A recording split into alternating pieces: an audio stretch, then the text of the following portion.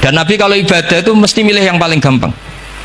Ma khayyara Rasulullah sallallahu alaihi wasallam amrayni illa ikhtara apa? Aisarahuma, pasti milih yang paling gampang. Termasuk Nabi unik itu tofa rohiban. Semua sahabat itu tofu musyatan, semua tawaf secara jalan. Tapi Nabi tofa rohiban. Jika kata ulama-ulama usul fikih, afdal mana? Ya afdal tawaf secara jalan karena al ajur bi qadrit ta'ab. Tapi untuk Nabi itu afdal tofa rohiban.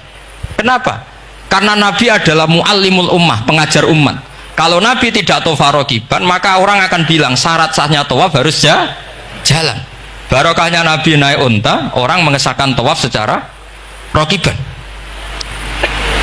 Tapi saya ini keterusan, jangan nom-nom dong nganggu skuter kok teletabis. Ini kalau ya cocok.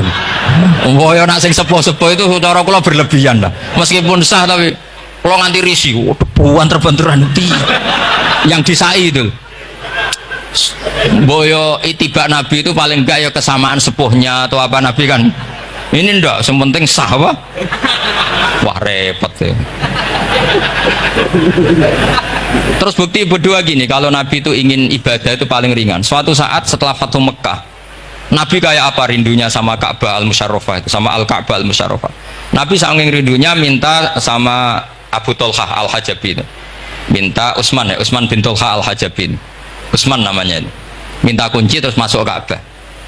Itu keluar dari khimah itu Nabi senengnya bukan main, karena Fathu Mekah lebu Ka'bah senengnya bukan main.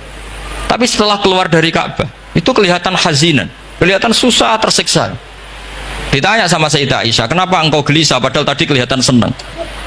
Wadidtu anni lam adkhul, saya suka andikan tadi saya ada masuk Ka'bah. Kenapa ya Rasulullah? Jangan-jangan umatku ngira ini penting dan itu berat. Sampai jadi perdebatan ulama fikih, apakah sunat masuk Ka'bah apa enggak? Sebagian ulama bilang enggak, alasannya Nabi getun cara Jawa itu kecewa, nyesel. Kenapa saat tadi masuk? Jangan-jangan umatku nanti merasa itu keharu dan itu repot. Nah kita tidak usah dilarang, memang tidak punya kesempatan. Alhamdulillah. Dilarang nggak dilarang, sudah tidak punya kesempatan. Nah, ini yang terakhir kenangan saya mau menerangkan dan tambah mahabbah kepada Rasulullah Shallallahu Alaihi Wasallam. Ini betul, ini sesi terakhir ini. Begini, salasun mangkun nafihi wajadah halawatal iman. 3 hal ini kalau ada pada kamu atau pada siapa saja, maka menemukan halawatal iman, manisnya iman. Ini mungkin yang jarang dijelaskan orang adalah manis itu apa. Kata Ibnu Hajar al-Asqalani sebagai pensarah Bukhari, termasuk manisnya manis adalah al-iltizat al-akli, merasa nyaman secara berpikir. Nanti saya bacakan takbirnya sebelum saya tutup ngaji bareng ini. Begini misalnya, kita ngikuti Nabi Muhammad SAW. Tentu beliau punya al-jamalul wajhi, Nabi itu orang paling ganteng. Tentu beliau punya al-jamalul sauti, suaranya Nabi itu luar biasa. Tapi yang paling luar biasa tentu al-jamalul akli, akalnya Nabi itu luar biasa jamal, luar biasa indah. Artinya gini, andaikan Anda seorang profesor atau seorang alim alama, seorang kiai yang paling alim, terus dikasih tahu Nabi, misalnya dikasih tahu Islam, sing gawe donya iki iku Fir'aun, kan mesti tersiksa. Logikanya gimana? Wong Fir'aun lahirnya di bumi kok bikin bumi, kan dulu buminya timbang. Mesti iso turu sampai. Ini ajaran nopo iso turu. Tapi ajaran ini mengatakan sing gawe alam raya ini Allah. Allah itu awal, Allah itu qadim. Kan terus iso turu, wis adone lah. Nak sing gawe luwih dhisik. Paham ya? Terus sing gawe ku ala kulli syai'in qadir, wis adone lah. Jenenge gawe alam mesti ala kulli syai'in qadir. Nah, terus misalnya diajak paham ateis. Alam ini ndak ada, kemudian ada. Penciptanya apa? Ya ketiadaan. Oh, ora iso turu sampean. Bagaimana mungkin al-adam yakhluqu maujudan, alam yang maujud diciptakan oleh Adam. Oh, ora iso turu sampean. Itu kata Ibnu Hajar al-Asqalani, halawatul iman itu adalah ibaratun anil iltizat al-akli. Halawatul iman dan ibaratun anil iltizat, agama ini nyaman secara akal. Kita disuruh menuhankan zat yang sifatnya itu luar biasa. Allah adalah qadim, tentu pencipta lebih dulu timbang yang diciptakan. Kan kan enak, keren kan? Terus alam yang maujudat, hadil maujudat khalaqaha wajibul wujud. Ini maujudat diciptakan zat sing super wujud, yaitu wajibul, kan iso turu sampean. Oke, masuk akal. Nah, misalnya itu sampean dikabari hadil maujudat khalaqahal adam. Ini maujudat diciptakan ketiadaan. Mesti kalau mikir iki waras ta ora sing ngene gitu. Ya itu jadi apa? Kita halawatal iman tuh usahakan maknanya sampai ngalami al-iltizat al-aqli apa? Al-iltizat. Saya baca takbirnya saja, ini di kitab saya Fathul Bari, ini di juz 9, di kitab saya halaman 193 ya, karena mungkin sampean beda cetakan atau nggak ada nomornya karena nggak punya, nggak tahu saya banyak ini tak. Tapi ini nanti saya tak tinggal di Mas Wafa ini, nanti yang nggak boleh di ngopi saja, di foto aja, lumayan ben ngaji gue nganggo kitab ben kok wong alim gitu, keren ya. Saya baca Bismillahirrahmanirrahim. Halawatal iman, beliau ngendikan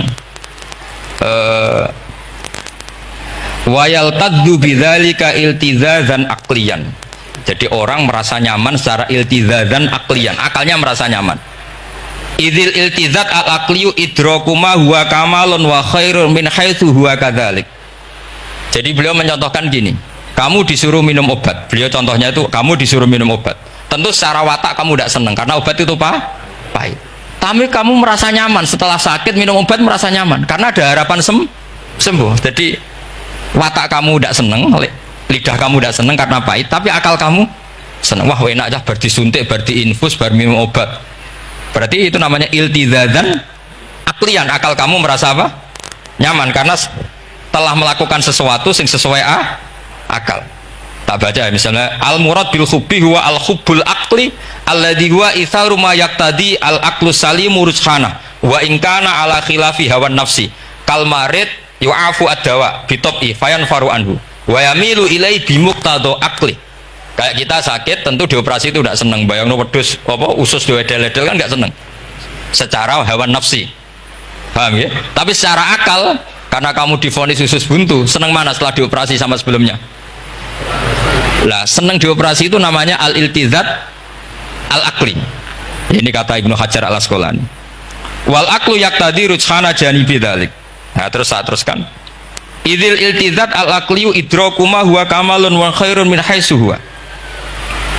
Jadi saya bayangkan, makanya saya kalau baca Quran tuh sering saya nangis. Misalnya tadi, am khuliqu min ghairi syai'in am humul khaliqun am khalaqus samawati wal ard. Masa alam raya yang wujud ini semua maujudat kemudian dirumuskan bahwa penciptanya adalah al-adam, kenihilian, nihilisme. Kebayang nggak sampai ini suatu ruga misalnya ono nabi terus congkoe kudu iman alam raya ini sing wujud diciptakno ketiadaan. Wes ra iso turu yakin dan bener itu. Tapi kalau nabinya bilang hadhil awalim atau hadhil alam khalaqaha Allah, itu siapa? Al-Qadim, wajibul wujud, ala kulli syai'in qadir, lahul asmaul husna, lam yalid walam yulad walam yakul lahu kufuwan ahad. Oke, keren kan gitu. Lha iku jenenge al-iltizat al-aqli. Kalau kamu sudah ngalami seperti itu, wajada halawatal iman. Terus kata Ibnu Hajar al-Asqalani, terus wa yu'abbirus syara' yaitu Rasulullah sallallahu alaihi wasallam membahasakan al-iltizat al-aqli dibahasakan dengan halawatal iman. Jadi halawatul iman itu kamu harus ngalami al-iltizat al-aqli. Seperti misalnya dalam hukum sosial, kata ulama-ulama, laulam yakun ma ja'a bi Muhammadin dinan lakana fi aqlin nasi hasanan. Andai kan Muhammad tidak mengatasnamakan itu agama, akal pun mengatakan itu baik. Coba ajaran kita, ambek bojo sing apik, ambek anak sing apik, ambek tangga sing apik, itu kan enak. Coba kalau ajarannya gini, bojo taboki wae kesuwen, kan bingung, iki ajaran apa kan kaget. Ambek tangga sing kondel gak ngono tidak kok. Iku ajarane nabi apa ajarane ekstremis kan bingung. Jadi makanya laulam yakun ma ja'a bi Muhammadin dinan lakana fi aqlin nasi hasanan. Itu namanya al-iltizat al-aqli. Saya kira demikian, mohon maaf. Assalamualaikum warahmatullahi wabarakatuh.